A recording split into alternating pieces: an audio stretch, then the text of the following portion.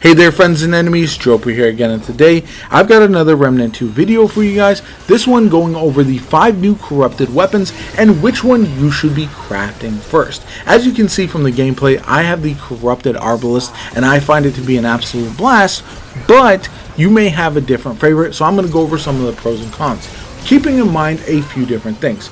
Archetypes you run matter, playstyle matters, and fun matters. So if you enjoy some of them over the others, definitely use the ones that you think are the best. This is just for folks who might be on the fence of crafting one or the other, especially when the aberration domination event ends and you no longer will have an abundance of the corrupted shards to farm. Now you're going to have to be more selective on which ones to make corrupted, and so if one is a little bit more difficult to obtain, if one outperforms the base version by a lot, then you're going to want to craft that version first, in my personal opinion. Now, talking of the weapons, the first one I do want to go over is the Corrupted Sorrow, which has the new mod Will of the Wisp.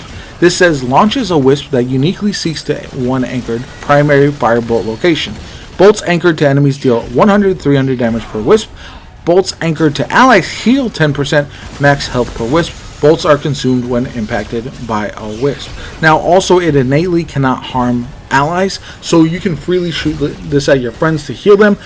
However, the major downside to this weapon, in my personal opinion, it doesn't damage enough or heal enough to be completely viable in all types of content, and that's one of the big drawbacks for me personally. I do think it is a fun weapon to use. I do like having a crossbow as my secondary, but ultimately, just like the base version of the Sorrow, I don't know if it stands out to compete with other options in that slot, and I just don't feel like it heals enough to really be viable. I would love for this to be an option that I can run instead of a healing class, especially if I am playing with new players or players who are taking on Apocalypse or Nightmare difficulty for the first time, so they might be struggling a little bit, but ultimately I don't think it does enough healing to really make it worthwhile.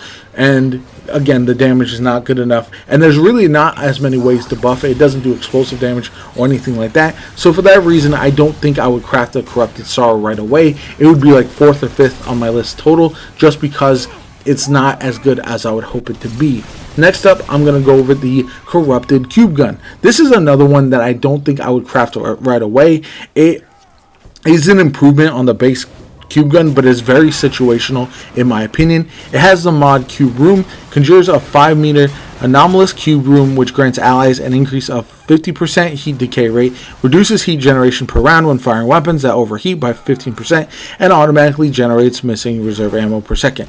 Now, if you have the right build and you have a good team composition, this could be absolutely insane, because you're going to really build around heat decay rate, heat generation, and all that kind of stuff, leaning into weapons that deal with those kind of drawbacks.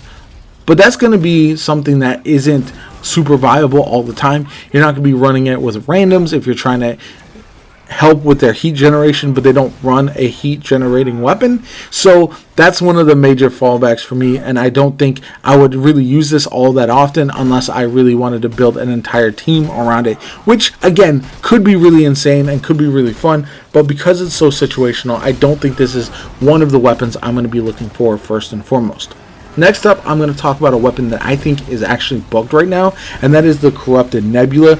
This is absolutely insane. Some of the damage you can do with it is kind of wild, and from looking at not only what I've seen personally, but also some of the clips online, I just feel like this is absolutely broken, and there's no way that it stays like this long term. It has the mod Nanophase, detonate active nanobots for each dealing 100 to 200 acid damage, plus an additional 25 to 50 acid damage per nanobot detonated to enemies within 2 meters, and applies corroded, dealing 50 to 100 damage over 10 seconds per nanobot detonated. Because I feel like this is broken, I would recommend crafting this one first. And the reason being, if you like corroded builds, if you like any kind of status builds, this is insane right now, and the damage it does is absolutely wild, especially with certain combinations. So I really feel like this is one that, if you want to have it on hand while it's broken, then eventually you can swap it off into back to the regular version, which is still very good, and the corrupted version might always be very good.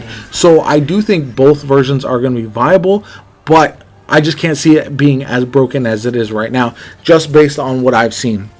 And again, as someone who does like ritualist and status effect based builds, I do think this is a great option that a lot of people should be picking up first, because you can have it ready to go while it's broken and really coast through some content, unlock some new things if you need to. And if you're a newer player and you have this in your arsenal, it will definitely help out and make for some really fun corrosive builds over the course of time. I think this is one of the better weapons that we've seen in quite some time in this game.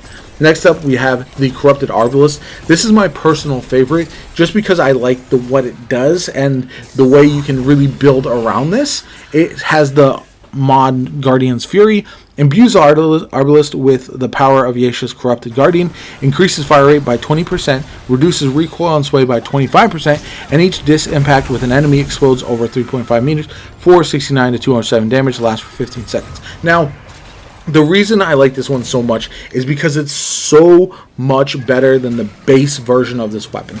Most of the other weapons are comparable to their base versions, but this one honestly blows away the base version by a long shot. I've wanted to use the Twisted Arbalist for quite some time, and I just always felt like it was completely underwhelming. But now, building the Corrupted Arbalist feels great. That's why I'm showing off the gameplay in this footage, because it is my favorite option right now, and I just really love it. I definitely think more people should be checking this one out and building into it if at all possible, because of how good it actually is. And yeah, this is one that I would personally, over the long term, if the bug gets fixed with the Corrupted Nebula, this is one that I would personally craft first. However, there's a lot of people that would disagree with me, especially Hugs players, because the Corrupted Savior is insane. The major drawbacks to the Corrupted Savior being that, one, getting it in the first place can be a pain. So if you don't have it, then this is obviously not going to be an option. And then two, you have to really want to lean into a certain playstyle. And if you are a fan of that playstyle, this is fantastic. If you're not, then maybe it might not be as good as some of the other options. And so while this is a tremendous option, and I think a lot of people will be crafting this one first, especially like I said, if you're a crit based player, if you want to do max crit builds and that kind of stuff, this one might be the option for you. But for me, I prefer the Arbalist personally. Let me explode things and I'll have a good time. This weapon, the Corrupted Savior, has the mod Fusion Cannon, funnels all current mod charges into a beam, powerful penetrating beam. The beam deals 100 to 300 damage and increases damage dealt, recoil, and beam thickness per charge consumed, max of 5 charges. So you can do pretty insane damage with this. I'm not gonna lie, it is very good, especially if you have one of those high crit builds, and that's why I say it leans into that so much.